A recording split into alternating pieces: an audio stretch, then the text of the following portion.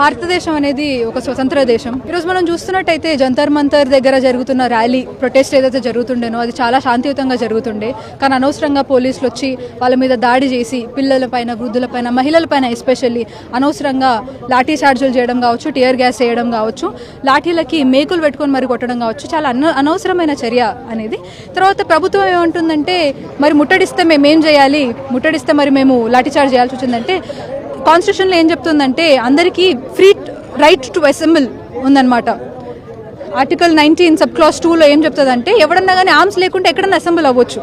మేము ఒక శాంతియుతమైన పోరాటం చేస్తున్నాం, శాంతియుతమైన ప్రొటెస్ట్ చేస్తున్నాం. దానికి అనవసరంగా మీరు వచ్చి పిల్లల మీద, విద్యార్థుల మీద, వాళ్ళు ఏం టెర్రరిస్టులు కాదు, వాళ్ళేమి హంతకులు కాదు కదా, కేవలం ఒక సమాజాన్ని మార్చడానికి ఒక ముందడిగేస్తుంటే దాన్ని ప్రశంసించేది కాకుండా వాళ్ళ మీద లాఠీ చార్జ్ చేయడం అనేది అసలు ఎంతవరకు న్యాయమో మాకు అర్థమైతలేదు.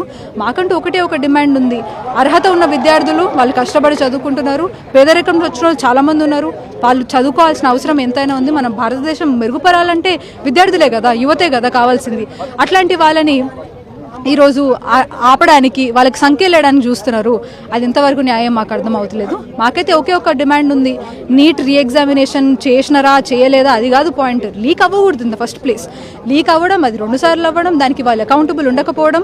ఇప్పుడు మేము క్వశ్చన్ చేస్తుంటే దాన్ని లేదు మేము చేసినాం కదా, మేము మళ్ళీ రీఎగ్జామ్ కండక్ట్ చేసినాం. రీఎగ్జామినేషన్ ఎవరికి కావాలి? ఎంతమంది పిల్లలు వాళ్ళ ప్రాణాలు తీసేసుకున్నారు, ఎంతమంది బలిదానం చేసారు వాళ్ళ ప్రాణాలని, అది కదా మనం ఆపాల్సింది. చాలామంది విద్యార్థులు ఎంత మానసిక ఒత్తిడికి గురవుతారు అది కూడా మీరు గుర్తించాల్సిన అవసరం ఎంతైనా ఉంది. తర్వాత పేపర్ అమ్ముడు పోవడం, అర్హత లేని వాళ్ళు వెళ్ళి గెలవడం, అసలు ఇది మన భారతదేశ రాజ్యాంగంలో మనకి వ్యక్తపరిచిన డెమోక్రసీకే ఇది ఒక చీడ పురుగులాగా పట్టినట్టు నాకు అనిపిస్తుంది.